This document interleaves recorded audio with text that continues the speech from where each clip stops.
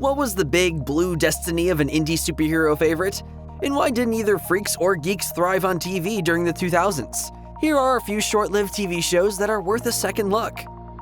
Originally an underground indie comic book from writer-artist Ben Edlund, published in 1988, The Tick is all about a colorful and somewhat delusional superhero patterned after the blood-sucking insect of the same name. Hello, Reno! I am the Tick! It became a Saturday morning cartoon in the mid-90s, where the Tick and his sidekick Arthur protect the city from colorful criminals like Chairface Chippendale and Multiple Santa. The cartoon lasted 3 seasons, and thanks to the success of late 90s superhero movies, it became a live-action series on Fox in 2001. Seinfeld actor Patrick Warburton snagged the title role, perfectly portraying the blue-hued hero's goofy charm, bombastic attitude, and childlike innocence. Empty your bladder of that bitter black urine men call coffee! David Burke plays Arthur, and Liz Vassy from CSI appears as Captain Liberty. Lost alumnus Nestor Carbonell played Batman well, and future Hellboy actor Ron Perlman took the role of flamethrowing hero Fiery Blaze. Co-written by Edlund and produced by Men in Black director Barry Sonnenfeld, the show was flashy, funny, and a pitch-perfect send-up of superhero tropes. But maybe it was a little too ahead of its time, since the show didn't last beyond its first season despite rave reviews. But thanks to the show's cult following, The Tick has never quite been forgotten.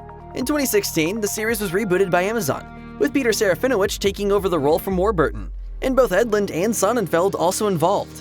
Once again, the well-received series was canceled after just 2 seasons. But for many, nothing quite beats the 2001 version. Mixing fantasy with other genres is a tried-and-true formula, but it wasn't as common in the 2000s, which may be why the Sci-Fi Channel's The Dresden Files failed to take off. This series was adapted from a series of novels by Jim Butcher and developed for TV by Star Trek Deep Space Nine producers Hans Beimler and Robert Hewitt Wolfe. The series starred Paul Blackthorne as Harry Dresden, a wizard-turned-private detective who occasionally lends a hand to the police. He's often partnered with Chicago PD officer Connie Murphy, played by Valerie Cruz, and is accompanied by an ancient spirit who acts as both his advisor and confidant. The series exposes a secret world of wizards run by the High Council, a draconian authority that is constantly at odds with Dresden for recklessly flouting the rules. An intriguing blend of cop drama and fantasy, The Dresden Files might be seen as a more grown-up version of Harry Potter. While it has its weak spots and is far from perfect, it's also so much more than a copycat. It's a gritty, clever police procedural that's better than critics gave it credit for at the time. Big Guy and Rusty the Boy Robot is a family-friendly adventure comic created by living legend Frank Miller and illustrated by Jeff Darrow in the early 90s. By 1999, it was a Saturday morning cartoon, debuting its first 6-episode season on Fox. It returned in 2001 for a full second season, which would be its last. It's one of the 2000s most underrated cartoons, featuring excellent animation and a strong voice cast that included Jim Hanks as Dwayne Hunter, the pilot of the Big Guy robot suit, and King of the Hill voice actor Pamela Adlon as the childlike android Rusty. During each episode, the pair would fend off all manner of alien threats and monstrous villains. The central conceit of the show is that nobody knows that Big Guy has a human pilot, not even Rusty, the robot boy who idolizes him. Rusty may seem slight, yes, but I assure you he is battle-ready. The two become fast friends and hero partners. It's more than worth a watch. Firefly might be the quintessential TV flop of the 2000s that should never have ended so abruptly. It was a wildly inventive, first-rate science fiction adventure, with a superstar creator in Joss Whedon, and one of the finest casts the genre had ever seen. I swear by my pretty floral bonnet, I will end you. For those unfamiliar, the 2002 series focuses on a band of interstellar outlaws in what's basically an old-fashioned western in outer space. Set in the 26th century, Firefly follows Captain Malcolm Reynolds and the crew of the starship Serenity, many of whom are survivors of a devastating cosmic civil war won by the Alliance. In the series opener, they're hired to escort the mysterious River Tam out of Alliance-controlled space. Despite an overwhelmingly positive response from fans, Firefly was canceled by Fox after airing just 11 episodes. It's been the focus of revival talk ever since. But the closest we got was a feature film follow-up, 2005 Serenity, that did its best to give closure to the story. The 2000s were awash in failed movie-based TV spin-offs, and one of the best that didn't survive was Terminator: The Sarah Connor Chronicles. By the time it debuted in 2008, the franchise had been dead for 5 years following the critical dud Rise of the Machines. And while some may have expected that the lack of Arnold Schwarzenegger left audiences little to cling to, this series proved that it could succeed with thrilling stories in a bold new direction that didn't rely on a formulaic premise. Squarely centered on Sarah Connor, the Fox Network series starred Lena Headey in the title role.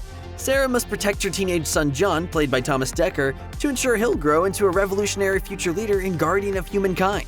Summer Glau of Firefly stars as Cameron, a female Terminator reprogrammed by John in the future and sent back in time to protect him and his mother. Garrett Dillahunt played a T-888 Terminator, while rocker-turned-actor Shirley Manson played a shape-shifting Terminator who took on the guise of a powerful tech mogul. A thrilling sci-fi adventure that explored far more of the world of the Terminator than the films ever did. It's better than most of the movies in the franchise. While low ratings were blamed for its cancellation after its second season, the failure of 2009's Terminator Salvation certainly didn't help. Producer, writer, and director Brian Fuller remains one of the most highly regarded creators in TV, with cult favorites like American Gods and Hannibal under his belt. But he had mixed success when he was first starting out. His short-lived shows like Pushing Daisies and Dead Like Me are definitely worth a watch, but the one-season Wonderfalls is a standout.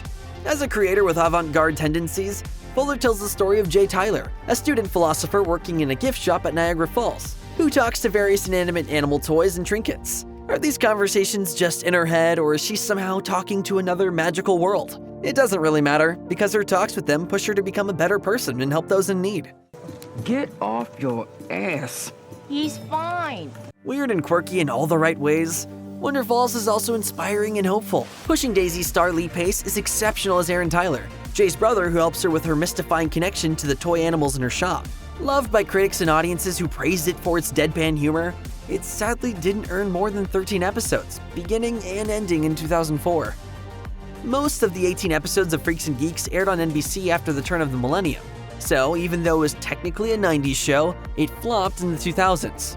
Either way, it needs to be mentioned. It's a cult classic high school sitcom from writer-director Paul Feig and a young Judd Apatow, with a cast packed with future comedy stars. This includes Jason Segel and Seth Rogen, as well as Linda Cardellini, James Franco, Sam Levine, and Martin Starr.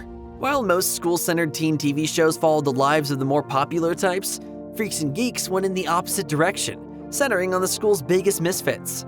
With clever scripts full of fresh comedy performed by an immensely talented cast, the show should have earned itself at least a few years on the air. But whether because of a lack of good promotion, bad timing, or simply missing the zeitgeist by a few years, the show was quickly canceled after just one season. Today, the series is famous as one of the most underrated shows of the early 2000s. And it's downright criminal that the show wasn't given the chance it needed to become the smash hit that it deserved to be. There's plenty of adult animated fare from the 2000s that deserved a longer run, but none quite as good as MTV's Clone High, a series created by then-unknown writers Phil Lord and Chris Miller. The duo went on to find success at the movies with several Lego films and a pair of Spider-Man animated adventures. But their first creation was 2002's Clone High, which introduced us to a high school where the entire student body is made up of clones of famous historical figures. How many shows have a main cast that includes the likes of Abe Lincoln, Joan of Arc, Cleopatra, JFK, and Gandhi? Not many, we'd wager. Each week, other figures from the past would pop up in the halls, be it Paul Revere, Genghis Khan, or Martin Luther King Jr. Hilarious, surreal, and downright bizarre, the stylized animation only made Clone High better. But thanks perhaps in part to a controversy over its treatment of Gandhi, as well as some lackluster early reviews, the show failed to catch on. Look, right now you're a loser, a big one. But soon someone else will make an even bigger ass of themselves, and then everyone else will forget about what a big loser you are. Clone High has since become something of a cult favorite. And in 2023, it returned to HBO Max with a long-awaited second season, with much of the original cast returning, just not Gandhi. Producer Noah Hawley created the Emmy Award-winning FX show Fargo in 2014, and a few years later had a critical hit with the Marvel Comics-based series Legion. But before them all, Hawley created the short-lived ABC crime drama The Unusuals, which has been all but forgotten today. The show starred future Avengers stalwart Jeremy Renner as New York City detective Jason Walsh, and Lost star Harold Perrineau as fellow cop Leo Banks. But the series' main focus was NYPD newcomer Casey Schrager, played by Amber Tamblyn, who's trying to escape the shadow of her socialite family and is assigned as Walsh's new partner. Together, the pair seek to solve the mystery of who killed Walsh's previous partner, who himself may have been deeply involved in police corruption. While the series had the potential to be just another run-of-the-mill cop drama, Hawley's strong scripts and his penchant for offbeat characters elevated it. Early reviews were good, with praise given to its quirkiness, but without the ratings to sustain it, the network chose to dump it rather than allow it time to find an audience. In 2007, Filmmakers Paul Haggis and Robert Moresco, the duo responsible for the Best Picture-winning film Crash, came to television with the Black Donnellys. Most of its cast was lesser known at the time, but today we recognize many of its stars, including Olivia Wilde and Kirk Acevedo. The NBC series, which ran for just 13 episodes, was about 4 Irish-American brothers who get drawn into the Irish mob in New York City. Looking back, the show has a lot in common with the BBC's Peaky Blinders, but the Black Donnellys never achieved any of the success of that Cillian Murphy-led series. In fact, the show was pulled after just a handful of episodes had aired, with the remaining installments only viewable online. Coincidentally, the show had replaced the recently canceled Studio 60 on the Sunset Strip. While the show may not be among the best in the genre, it's still a satisfying story of a fallen family who get caught up in the allure of crime in New York's infamous Hell's Kitchen. As with many of the shows on this list, don't let the early cancellation and bad reviews fool you.